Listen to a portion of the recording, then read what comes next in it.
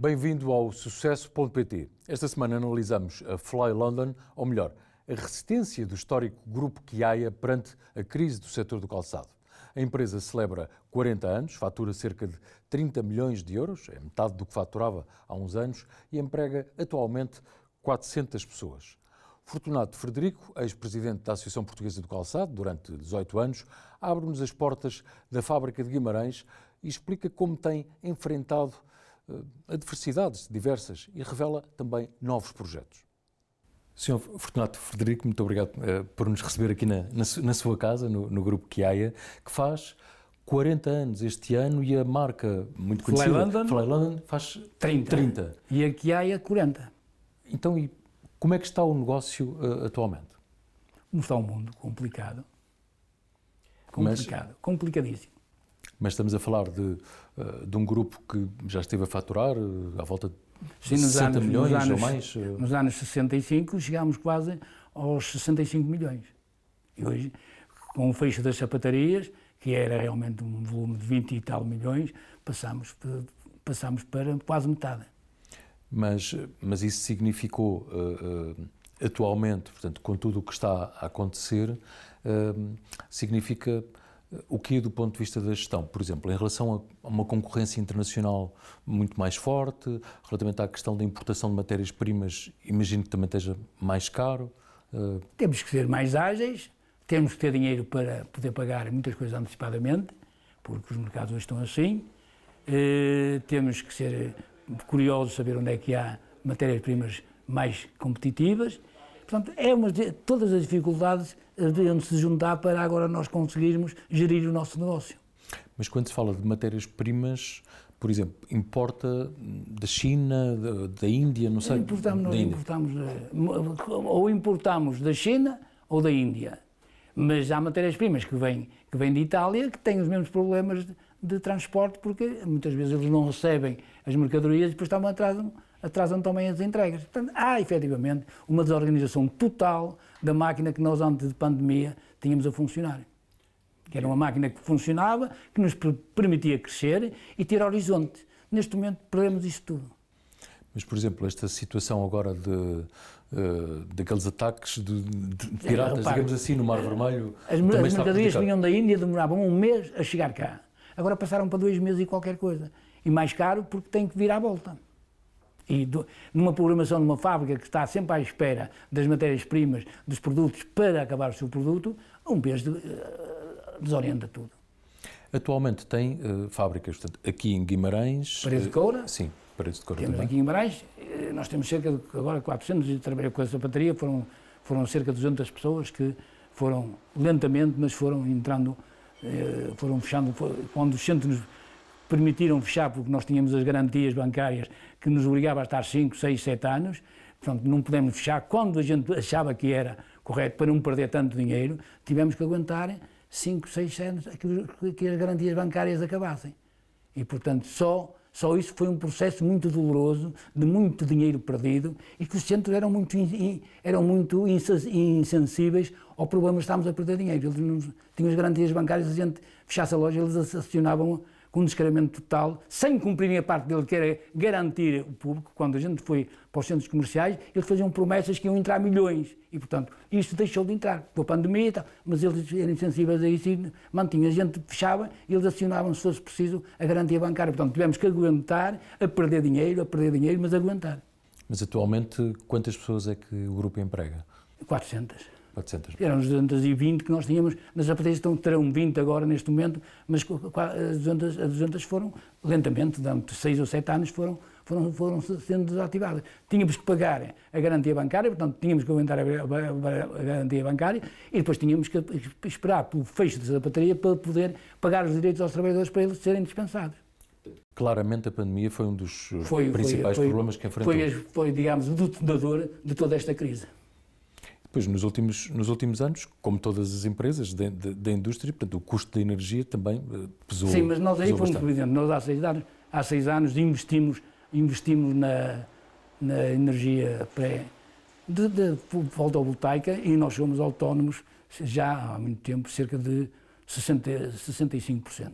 Estamos a investir, novamente, já estão amortizados os primeiros equipamentos e estamos novamente a reforçar e ver se conseguimos uma autonomia maior. Nós estamos aqui no vosso showroom, portanto, no fundo é uma montra de vários sapatos que as várias marcas do grupo têm estado a produzir. Qual é que será neste momento a tendência que se observa no consumidor, ou português, ou por exemplo, em Inglaterra, noutros mercados onde estão? O que é que estão a produzir mais? Opa, o mercado hoje está muito suscetível a mudanças, muito suscetível, muda de qualquer maneira. Hoje a nossa sociedade vive à base de flash. É um flash, depois morre. E é isso que faz, digamos, a incerteza do futuro. Porque nós hoje vivemos muito à base de flash. É o flash, o momento e tal, depois passa, depois vem outra coisa.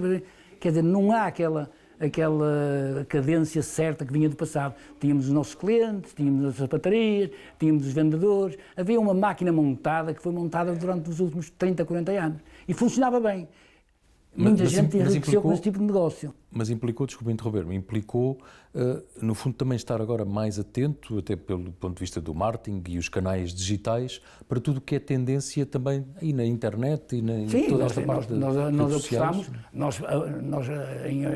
há 4 anos, montámos aquilo que era o meu sonho para a indústria, que era uma pequena Amazon.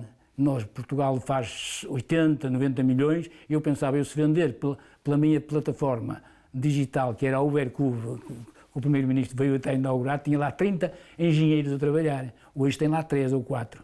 Portanto, veja a redução que eu tive que fazer do negócio que eu esperava ser uma pequena Amazon para Portugal, e se nós vendêssemos 10% dos sapatos que a gente exportava, era um negócio da China, um bom negócio. Mas também não funcionou, devido, primeiro, a mão de obra caríssima. Segundo, com uma mobilidade terrível. Estava hoje, amanhã parecia quem desse mais 1.000 euros, mais 1.500 euros. Portanto, era uma movimentação que não permitia estabilidade nenhuma. Portanto, foi mais uma aposta que nós fizemos no futuro, que não resultou devido às condições que nos cercavam. E a situação era esta, é gastar e depois não pagar, ou então fazer uma gestão rigorosa e reduzir, até manter. Ela hoje está a funcionar a Ubercube, mas como eu disse, está com 3 ou 4 pessoas, não me deem os 30 pessoas quando abrimos a plataforma. E a minha ideia era ter uma pequena Amazon que escoasse a nossa produção e escoaria também parte das marcas portuguesas que iam para o mercado internacional. Não funcionou tão bem. E atualmente, qual é que é a produção, não sei se mensal, anual do grupo de sapatos, em geral? Nós temos uma linha parada, será 2.500, 2.700 pares por dia. Por dia? Ok.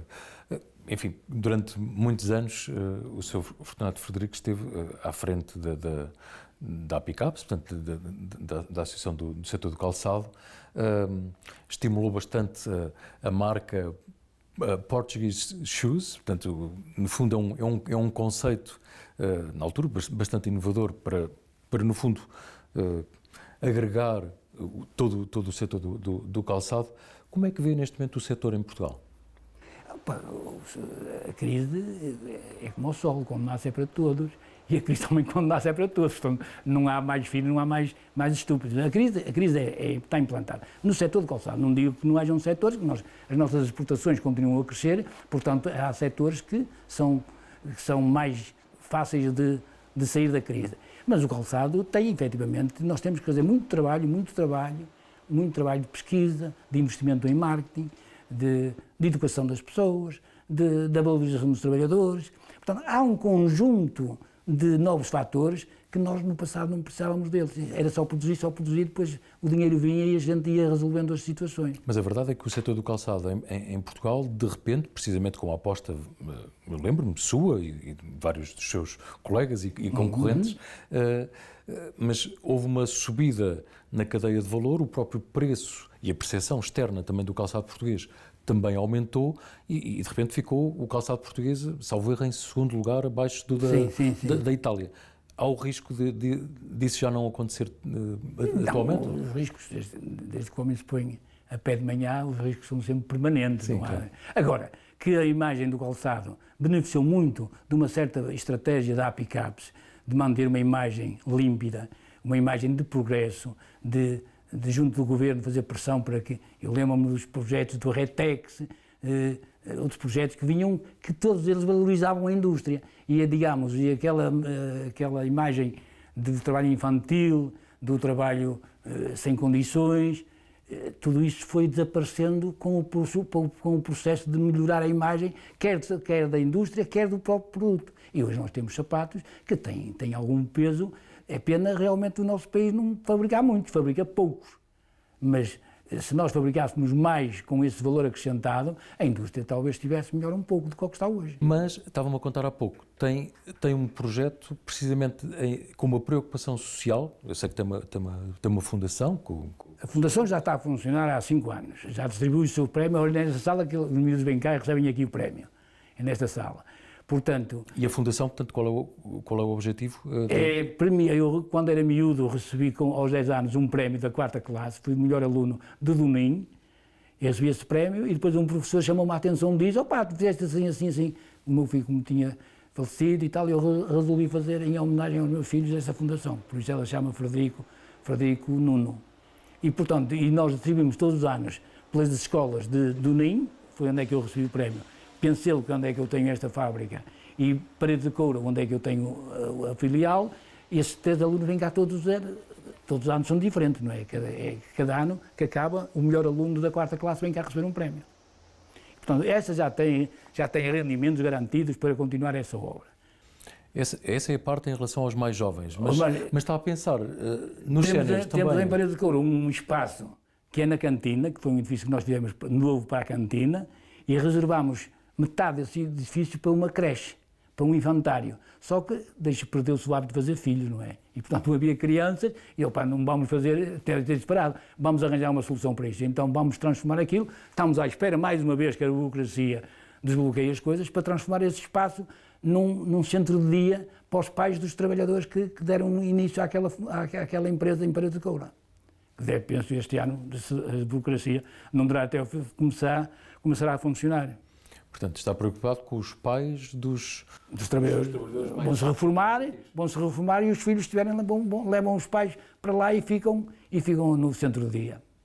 E a prazo temos o complemento da reforma, que é um sonho que eu também tenho, porque acho que a gente tem que olhar quem nos fez bem e procurar também fazer bem. E então, esse complemento da reforma começará a funcionar daqui a 10 anos, quando eu irei para a reforma também de vez, terei 91 anos, e, portanto, já não tenho força para ir para a fábrica e, portanto, vou ter também direito a esse complemento da reforma. Mas os trabalhadores também vão ter e, portanto, com certas regras que vão ser estabelecidas, está-se a tratar disso, eles, quando se reformarem, a empresa completará o ordenado com esse complemento de reforma. Muito bem. Sabe que no Sucesso.pt, nestas entrevistas, eu pergunto, numa rubrica que é À Minha Maneira, eu pergunto sempre, neste caso, quem é o Fortunato Frederico, enquanto homem, enquanto pessoa, e qual é o seu estilo de gestão e de liderança? Ditador. Ditadora? Ah, é? Muito bem. Quer as coisas à sua maneira? Tem que ser, se não for assim, a alcateia entra toda em luta uns com os outros. Sim, mas...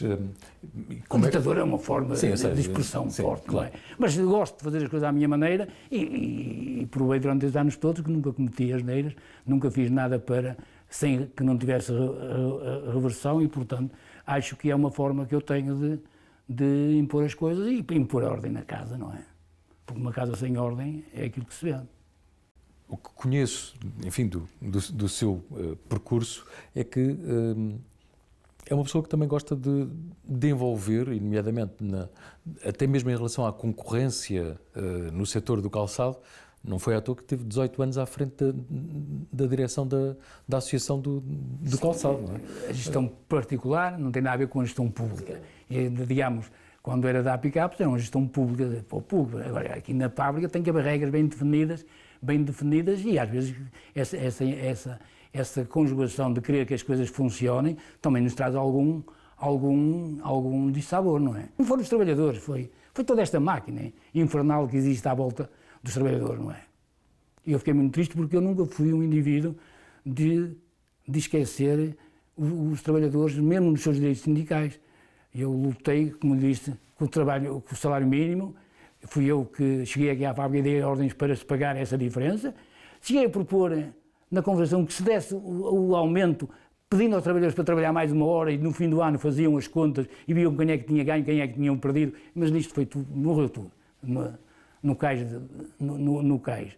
E, portanto, para mim foi um desgosto, porque eu procurava preocupar-me com os trabalhadores. E nós temos, quando a Intersindical resolveu, teve um incêndio ou qualquer coisa aqui no distrito e ficou sem sede, eu cedi-lhes um prédio que tinha numa rua que hoje é um prédio de habitação, foi transformado em apartamento, e eu cedi-lhes esse edifício durante 4 ou 5 anos, não pagaram lago, nem luz, nem nada. E, portanto, não me reconheceram que eu não era o bandido que eles achavam que eu que era. Quando foi da igualdade das mulheres, eu fui o primeiro a pagar às mulheres o mesmo nas categorias respectivas, terceira, segunda e primeira, e eu avancei e propus ao próprio sindicato, não, em vez de estarmos a aumentar no geral a toda a gente, vamos primeiro pôr as mulheres a ganhar o mesmo que os homens nas respectivas. Começámos na terceira, passámos para a segunda e foi para a primeira e depois é que houve um aumento geral. Portanto, eu sempre tive esta visão da vida e realmente não foi reconhecido, pelo contrário, foi maltratada.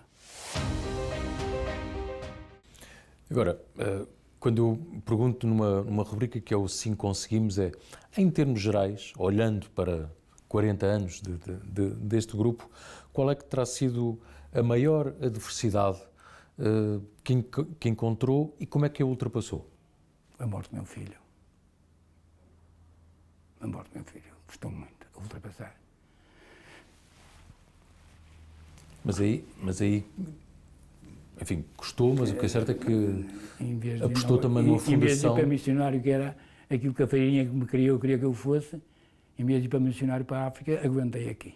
E tudo se passou, com a ajuda dos amigos, com a ajuda da própria Apicapse, que me acompanhou muito nesse período, foi ultrapassado e hoje está tudo norte. Tenho a fundação que me dá uma certa alegria interior, que sei que vai perdurar alguns anos. Até quem ficar cá e a souber administrar.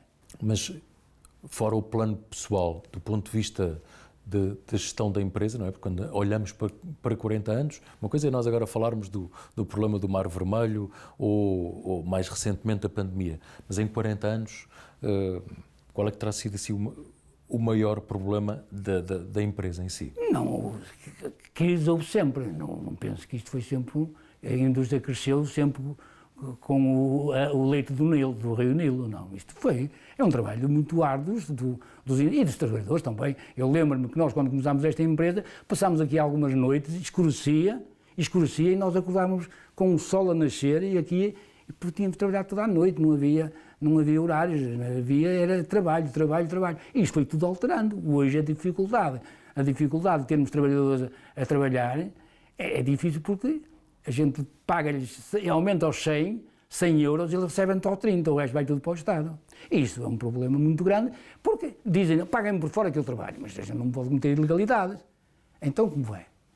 E isto é um problema que ninguém pensa nele, isto é tudo, toda a gente anda, temos aqui o caminhão para carregar, não tem. Se me pagar por fora eu trabalho, se não me pagar não trabalho. E pronto, então é um problema que foi criado. Numa rubrica que é o Portugal 2043, e a propósito do que está a referir, qual é a sua visão para o país, ou o que é que gostaria enquanto cidadão, não apenas enquanto empresário, mas como é que gostaria que o país estivesse daqui a 20 anos, mais ou menos? Se pudéssemos voltar ao antigo, poder trabalhar, que os trabalhadores fossem compensados, o Estado não levasse tanto dinheiro, porque hoje a nossa dificuldade é termos trabalhadores dispostos a trabalhar, porque também a sociedade está toda desestruturada. Aquilo que eu disse há pouco, esta coisa de a nossa sociedade funcionar por flashes, isto é um problema que eu acho que ninguém pensa nele. Parece na televisão, um problema com flashes e tal. Mas isso não é vida, a vida tem que ser mais consistente, tem que ser baseada em princípios mais... Aquilo que eu disse há pouco, o passado não pode ser pura e simplesmente esquecido. O passado não pode ser esquecido. E eu acho que hoje toda a gente tem pressa em esquecer o passado. Mas se me dizem assim, mas é um mundo melhor? Não. É por isso que eu digo que leio a Utopia, porque é o único que nos oferece um mundo melhor, é o Tomás Moro. Agora, chegar lá é difícil, é difícil. Mas ter criado, eu falo da questão dos 20 anos, porque em 2043 Portugal fará 900 anos como o Estado-nação mais antigo da Europa, com fronteiras definidas. E olhando para os 40 anos do grupo, acaba de referir a questão da dificuldade de ter mão de obra, mas há alguma outra questão, e obviamente a questão da fiscalidade. Portanto, é talvez, enquanto empresário, aquilo que mais o preocupa, que é a questão dos impostos. Os impostos são um entrave. Os impostos, depois o problema é esse, os impostos fossem bem gastos, isto era uma maravilha, mas são mal gastos. Os impostos são mal gastos. Aparece de vez em quando uma coisa que levou milhões e tal, depois outra coisa que levou outros milhões. Quer dizer, e isto realmente é um problema endémico, não é um problema de agora, já vem do passado, tem muitas raízes na sociedade. E na própria cultura, não é? É um problema grave. No futuro, e agora com estas novas tecnologias, é um problema grave. A sustentação da sociedade nos moldes em que a temos. Porque, reparem, hoje existem tecnologias modernas, mas quem é que vai comprar essas tecnologias? São aqueles mais desonestos que têm dinheiro para as comprar. Os normais, não vão. Portanto, a distância vai aumentar em relação à sociedade civil. Eu digo civil, aqueles que trabalham.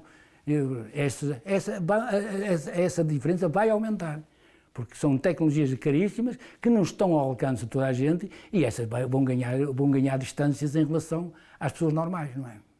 Se a sociedade não for estruturada com os valores do passado, podem me chamar antiquado, mas, olha, eu digo-lhe uma coisa, eu há muito tempo que digo, é por trabalhar menos horas. E eu acho que é possível trabalhar e menos horas. Eu diria até trabalhar só 4 horas por dia. Mas não era, e depois ninguém fazer nada, não. Hoje a sociedade, qual é o problema da sociedade hoje? É não ter acompanhamento dos mais velhos, a formação dos mais novos. Portanto, se houvesse este horário de 4 horas por dia, a mulher podia trabalhar de manhã na empresa e de tarde ia para casa tratar dos pais, dos filhos e dos sogros. O homem, que de manhã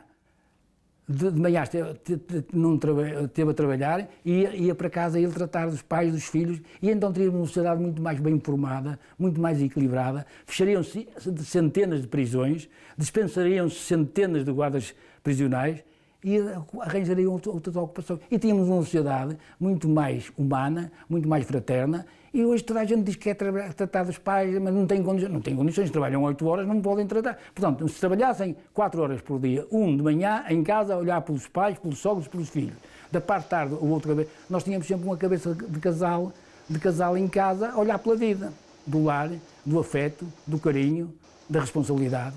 E a sociedade, só na redução, no fecho das cadeias que nós teríamos logo possibilidade de começar a fazer, passados 4, 5 anos, era uma mão de obra que se libertava incrivelmente para a sociedade produzir. E depois com a vantagem de produzir menos. Nós não precisamos de produzir mais, nós precisamos de produzir com valor acrescentado, com aquilo que eu chamo, não é a produtividade, eu chamo a valorização do produto. Fala-se muito em produtividade, eu fui sempre por causa de produtividade cheira, mas parece-me os economistas, este é um termo que eles utilizam, não sei porquê, produtividade cheira à escravatura, não é produzir, é valorizar, e valorizar é com pensamento, com lentidão, com menos consumo. Portanto, isto é que é valorizar, e isto é que nós precisamos de fazer. Fazer um sapato à mão é muito mais bonito e muito mais prático para a formação humana do que fazê-lo à máquina, ou robotizada. E nós hoje queremos fazer sapatos robotizados. Não, tem que ser. A educação e a arte são educadas. Porque é que os antigos pintores que pintavam tudo com tintas, guais e tal, as obras hoje são bonitas? Porque é o tipo de... Hoje, qualquer indivíduo pinta um quadro, até põe um robô a pintar um quadro.